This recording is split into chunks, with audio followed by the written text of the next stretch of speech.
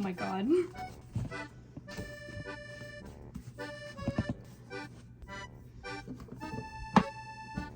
Ah.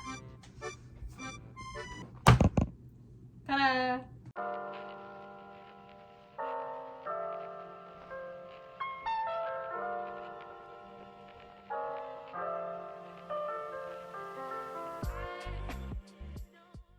Okay, hello everyone. So, as you can see, I have some books. Okay, let me explain. Let me actually move all of these first. Apologies for the awkward lighting today. My grandma was out of the house and no one else is home, so I really want to film this video, so it's very well lit right here. Hello everyone. I feel like my life has begun again because for the past like month, I've done none of my hobbies. I've knit like a little bit, but for the most part, I really haven't knit like intensively. I haven't read anything. I haven't gone to the gym. I haven't been to the grocery store in like a month. I've been consumed by the institution that is grad school. I submitted my thesis. I got my grade back today. I got a 98. I still have 2 other classes that I need to finish up before graduating, and if I pass them, then I graduate. So far, it's looking like I will if I just continue doing what I've been doing. We're not here for thesis and stuff. We are here for books. Today's video, as you can tell by the title, is a book haul. Yes, I bought 25 books. Let me explain a bit. So I turned 24 on October 26th, and kind of the one thing that I wanted to do this year was to buy 24 books. Obviously that is very expensive. I'm gonna be transparent. I spent about $150 on these books, which I feel like is really good for 20, okay, well that was for 24 books. I bought a 25th book, we'll get to that, but I feel like $150 is good for 24 books. Like, are you joking? Like, if I went to Barnes & Noble, it would have been probably like over $600. But I went to half priced, and I went to a really good half priced that I haven't been to before, and there was just so many things, and so I was having the time of my life. And yeah, I like blacked out and 2 hours passed and I had all the books I wanted. And yeah, my mom gave me $100 for my birthday, and so I used that money, and then I spent about 50 of my own. Yes, anyway, I'm so grateful. I haven't bought new books in a while. I've maybe bought like 4 books this year, and yeah, I've never bought this many books before at one time. I think the max I've gotten to is like 8, and again, all from like half priced. Sorry, my dog is like outside my door itching herself, but so if you hear anything, that's her. But yeah, I'm just so excited to like have all these books, and thankfully I have space on my bookshelf. They are filling up though. I really only have like 2 little sections down here left, and I keep that for like school stuff and yarn, so in terms of book space, I don't really have any more space left. I ended up buying like a 25th book like a few days after. My brother gave me some birthday money, so I bought a book that I've been wanting for quite some time, and so we'll talk about it in a second. But I figured we could just jump right in. I say jump right in, I know I've been talking forever, but let's just jump right in with like a couple newer books actually. I realize now that I'm looking at all of these, I think these are like the 4 new books that coincidentally are like young adult, new adult fantasy, so that's great. So let's start off with these 2 books. So these are in a series called Tomes and Tea by Rebecca Thorne. The first book I feel like got pretty popular on TikTok, at least that's how I found it, and it's Can't Spell Treason Without Tea. I've actually already read this. I got it from the library and I loved it.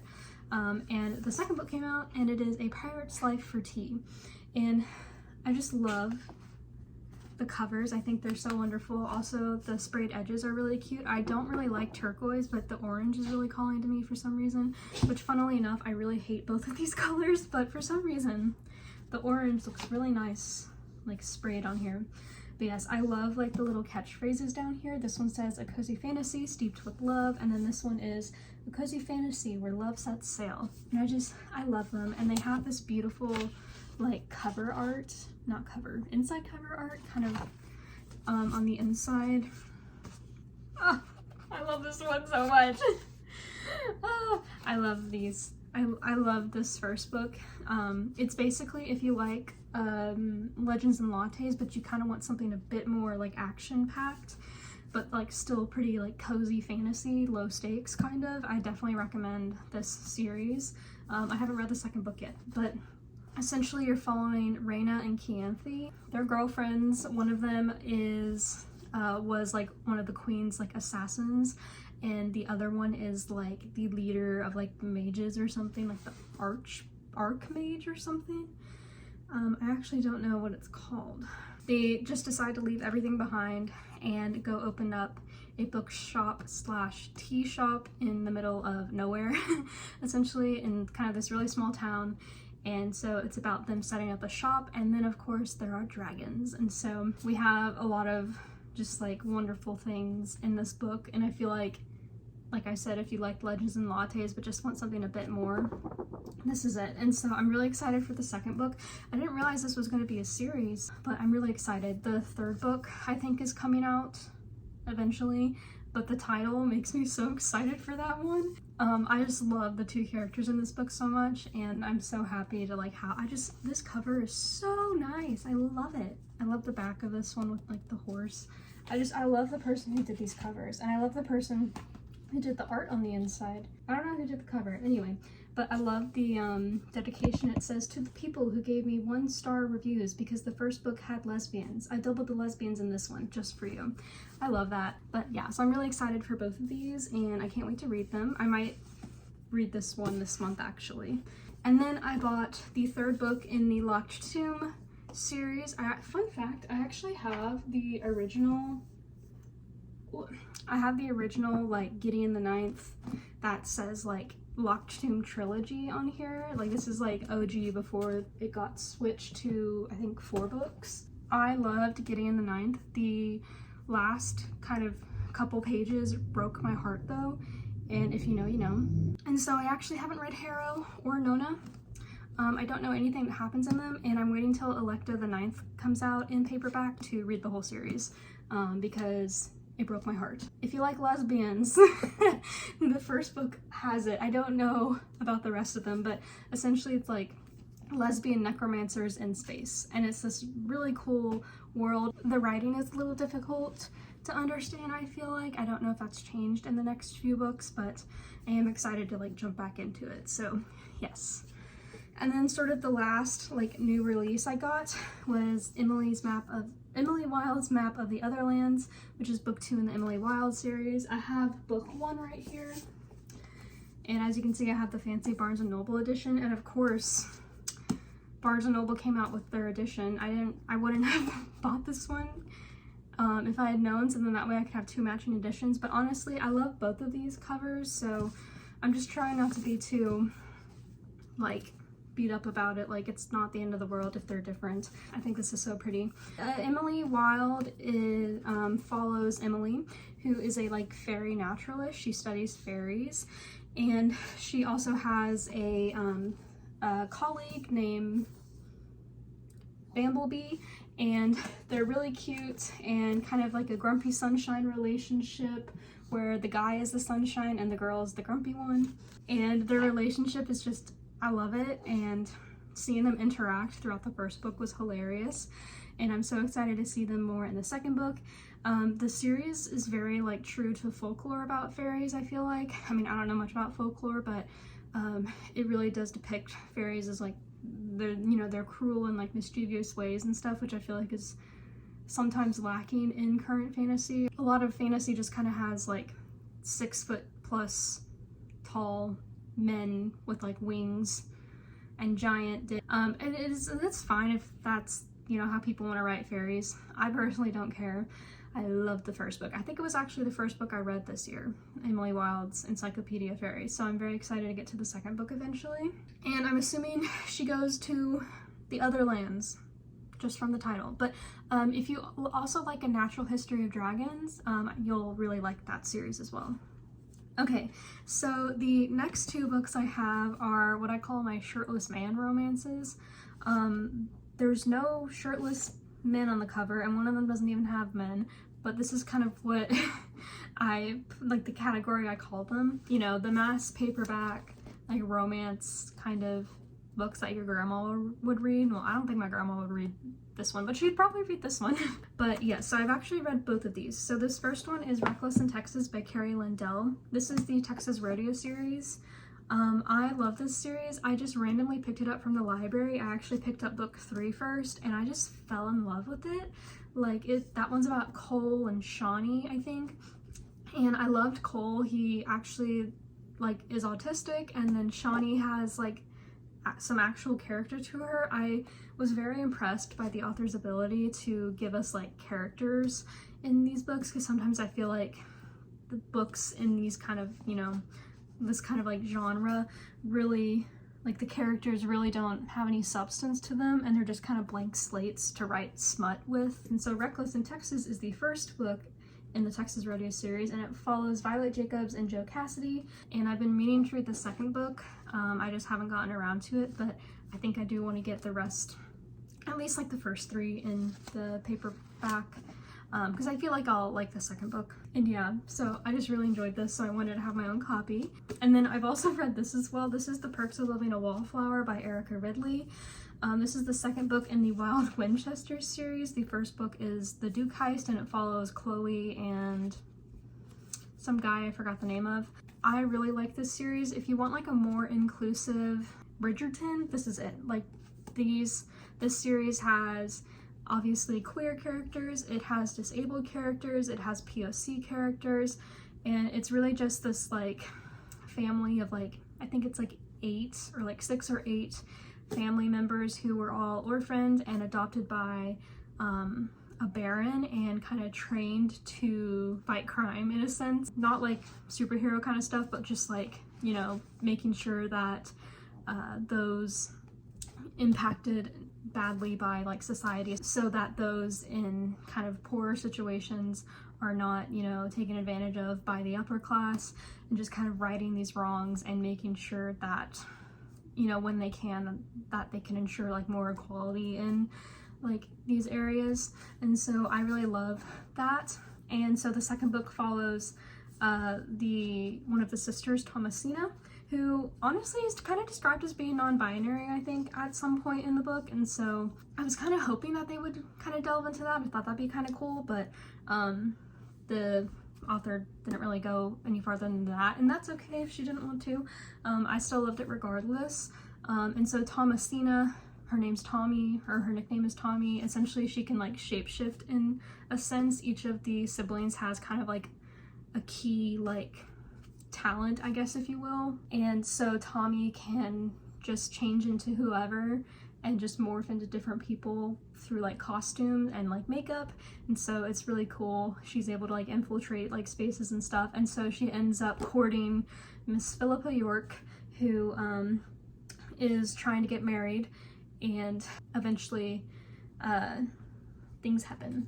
And so Tommy has to kind of assume the identity of the Baron's son, and so that's how they kind of end up together. And I love it. It was just so good, and I was kicking and like kicking my feet and giggling like the entire time with Tommy. Like, I felt like Tommy was flirting with me. I was obsessed, and so I'm so happy to have my own copy of this, because I definitely will want to reread it. And the third book, I think, follows, is his name Garrett? I don't know, but I'm excited for that one. It's called Nobody's Princess, I think. And so I definitely need to pick that up from the library at some point.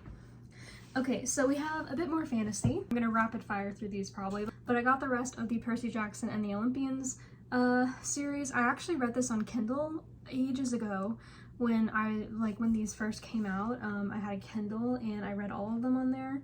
My parents spent so much money on this Kindle because at the time they were like $300+, and my dumb ass did not understand the concept of money, so I was infatuated with the Kindle for a few months, and then I just never used it again.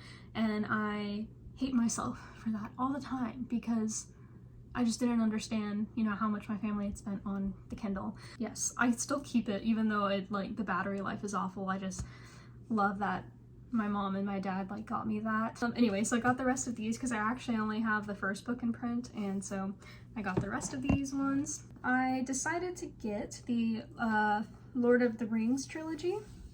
So I have all of them here. I don't really like these covers, but they were the only like full set there, so I just decided to go for these ones. I've been wanting to read the books for a while now, and so yeah, I don't know anything about these books actually. I think I like saw like one scene from the movie, and then like I don't know anything else about them, so I'm excited to get into it. I've been seeing Katie from Katie is Reading. She's been rereading them and has made me really excited to read them, so I got those. And then I also got this random fantasy. It's called The Rune Lords by David Farland. It's just one of those like really old fantasies. I don't know anything about it, but it says, the very earth is in pain. Its wounds must be healed. There must arise a new king. The Earth King must be reborn. Only then will humanity have a chance to survive. I don't know, apparently it has a cool magic system, and so I just thought it'd be fun to grab something random. So yes, so those are all of those books that I got, and we're just gonna go through these quick. I got a lot of classics, okay? So I really love classics, and at this point, this entire, like, row is classics, and that's okay with me, you know? I love classics, and I feel like you can never have enough classics. I didn't mean to go crazy with all these classics, but it's really easy to spot the classics in a bookstore, and I just was like, wow, I want to read all of these. And then there are a bunch of these new Wordsworth classic editions that I was like, wow, I love all of those, so I got them. And they're, you know, like $5 or $6, so every time I saw a classic, I just pulled it off of the shelf and stuck it in my basket. What's funny is I forgot to mention that when I was checking out, the cash register person checked me all out and then took one look at all the books and was like, let me go get you a box. And so I had a giant box for all my books, so that was really funny. We're gonna pause the birthday haul though and talk about the extra book that I bought. So I've been wanting this specific edition of War and Peace for ages, maybe about like 2 years. They never have it in store. I can never find it. And the only place I can find it is Amazon. And so finally I caved and I bought it. This thing is like $20. And honestly, it's kind of beat up a little. Like the sides are not, you know, the prettiest, but it's gonna get beat up anyway. Whenever I read like, okay, this is a bad example because I've had this book for like 10 years at this point, but like Pride and Prejudice obviously has seen some love, but I've been wanting this specific edition and so I finally found it and I'm very excited to jump into this. It's going to be a lot, but I read The Count of Monte Cristo and I feel like now I can do anything, so yes, very excited to get into this. And I just think this is my favorite cover, and all of my classics are pretty much the same height. I mean, there's obviously a few differences, but it's not like something like here where like Priory is just like inches taller than all the other books. And so I really wanted War and Peace to kind of be the same height as well, which is why I really also wanted this edition. Can't wait to read this. Probably won't be until next year though, if I'm being completely honest. So back to the birthday book haul.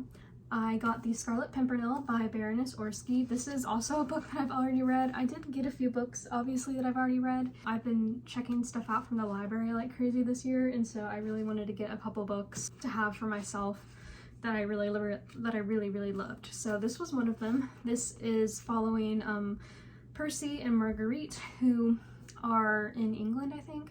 British society, yeah. And so they're kind of like the elite of society. Everyone loves them. And this is taking place during the Reign of Terror in France. Sorry, I don't know much about the history, to be completely honest, but at the time the guillotine was happening, and so there is someone called the Scarlet Pimpernel who is rescuing like French aristocrats from the guillotine and bringing them into British society.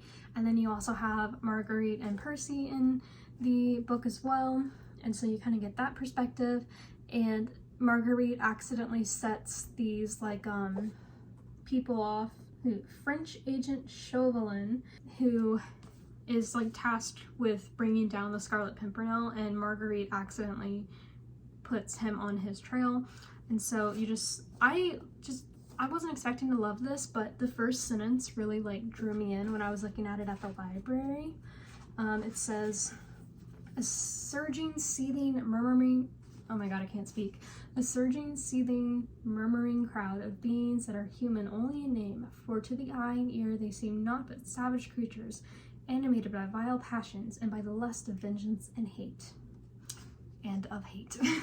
But yes, I loved this book. There is a chapter between Percy and Marguerite that is just like the most tender thing, and I was just like in agony the entire time reading it, and I just loved it so much, so I really wanted to have a copy for myself, and I highly recommend reading it. I have also read this book, and I have an edition of it. So this is the Scarlet Pimpernel. Oh my god, this is the Count of Monte Cristo by Alexandre Dumas. I just finished reading it over the summer. As you can see, I loved it. This edition sucks ass though, okay? The translation is awful. I was reading, obviously translations are different from book to book, and I started reading this with like an audiobook to kind of help me get into it, and it would just cut out whole sentences and then also switch words so that the entire sentence meaning was like changed. And so finally I was like, I can't do this. I would love to reread that book one day, and I was just gonna get the Penguin classic of it because I know that one's obviously probably the best classic maybe, but I saw this edition and I think it's a pretty good, I think the translator is pretty good. So this is one of the Wordsworth classics, and I just think this is so pretty. And yeah, I just loved it, so I really wanted to get it, and I love the spines for these editions. And so yes, if you don't know anything about the Count of Monte Cristo, where have you been? Essentially you follow Dantes, who is wrongfully convicted of crime and is sentenced to life in prison, and the book follows him getting his revenge on all the people who wronged him. And it is just the most incredible story, and I loved it. So another book that I got was Anna Karenina. I actually have a copy of this. I haven't read it though, but I just recently donated it because I hated it. It was ugly and the pages were so thin, the writing was so tiny, and it was just not a vibe. And then I saw this edition and I was like, I'm gonna get that. Isn't that beautiful? I love it. And I just love like this like steel blue gray kind of color. And yeah, it's by Leo Tolstoy. I don't know much about Anna Karenina, but I know it's about like the Russian aristocracy, and I do know a spoiler that happens in the book, and it's like about adultery and just, yeah, I don't know what else, but I'm excited to read it. I haven't read Tolstoy before, and so I think I'll start with Anna Karenina and then do War and Peace. Okay, so I then got Ivanhoe by Sir Walter Scott. I love these Barnes & Noble classic editions. I have a couple of them. I just think they look really nice. I don't know anything about this, but it sounded really cool. It's about medieval London. You have King Richard and his wicked brother John seized the throne, and then there's also civil war, and then standing above it all is Wilfred of Ivanhoe, the disinherited son of Cedric, a Saxon noble. I don't know anything about this. With its clanging swords, burning castles, damsels in distress, and kings in disguise, Ivanhoe remains Scott's best-loved novel of historical romance. So yeah, I don't know anything about this, but I liked the cover and it sounded interesting, so I got it. Next I have Edith Wharton's Age of Innocence.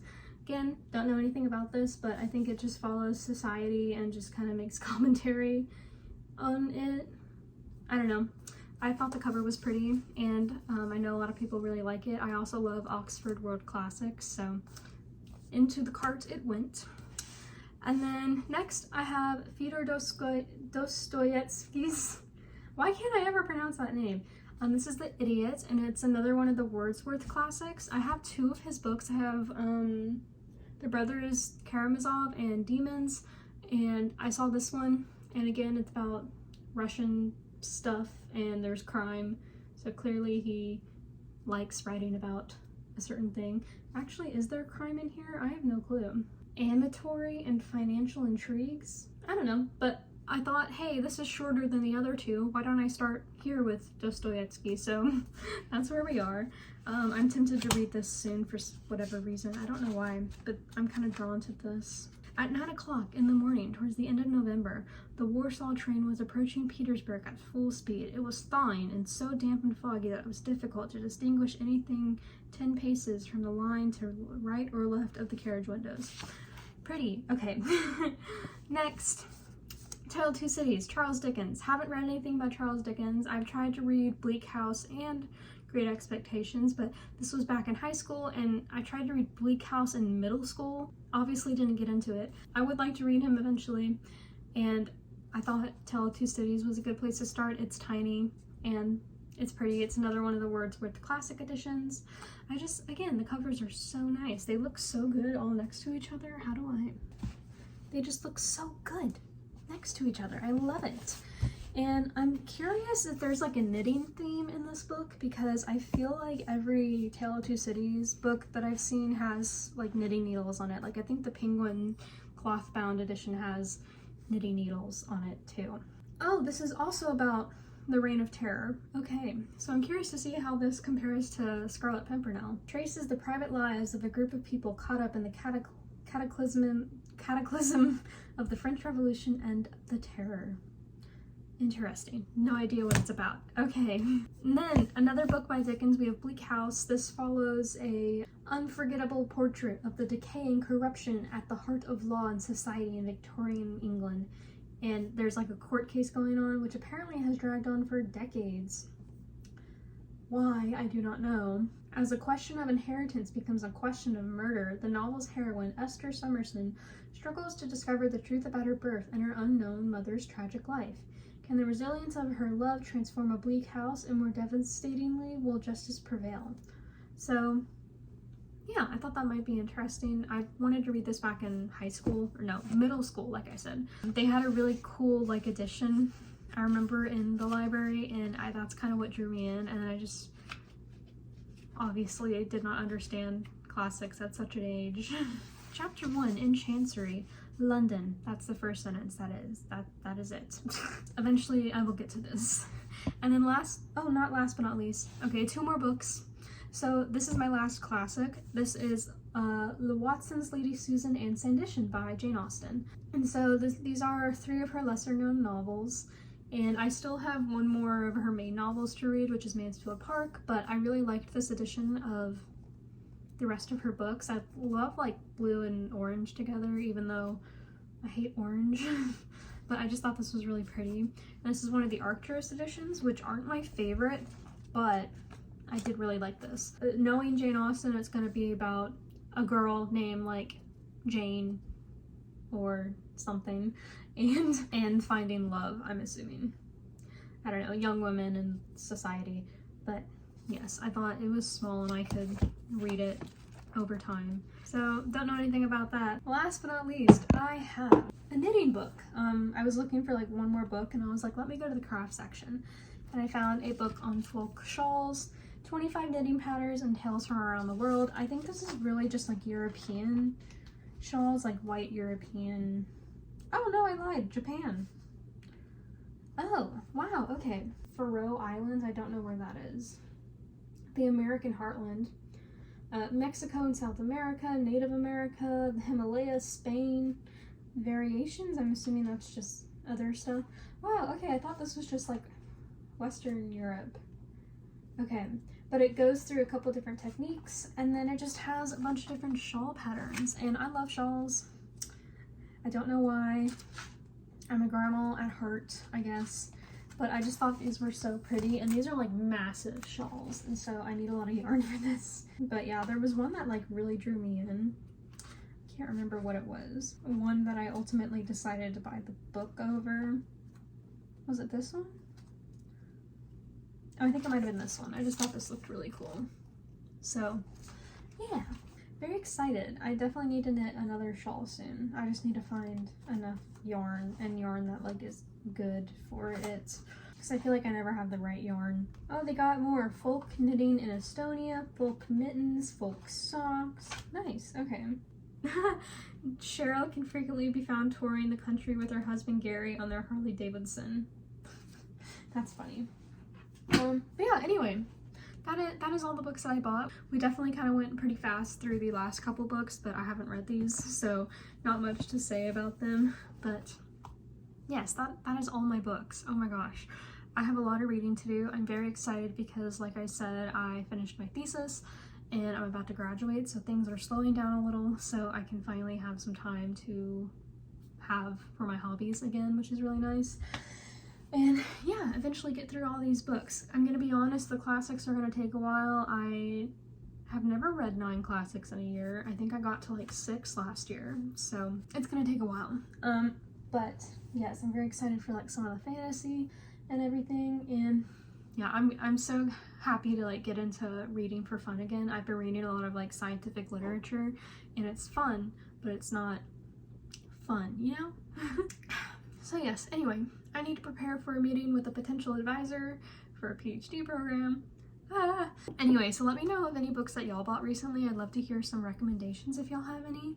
And yeah, I'm so grateful that I was able to buy so many books, and I love my mom so much for helping out with this for my birthday. So yeah, I'm not buying 25 books next year. I can't. I don't have the room, and I don't really like to have a bunch of books unread on my shelf. I like to kind of keep maybe like 70 to 80% of my books read at a time on my shelf, and so obviously I've just decreased that by quite a bit, so I definitely have some reading to catch up on. But yes, anyway, I think that's everything, so thank you guys so much for watching. I hope you guys enjoyed the video. Don't forget to like, comment, and subscribe, and I will see you guys in the next video. Bye!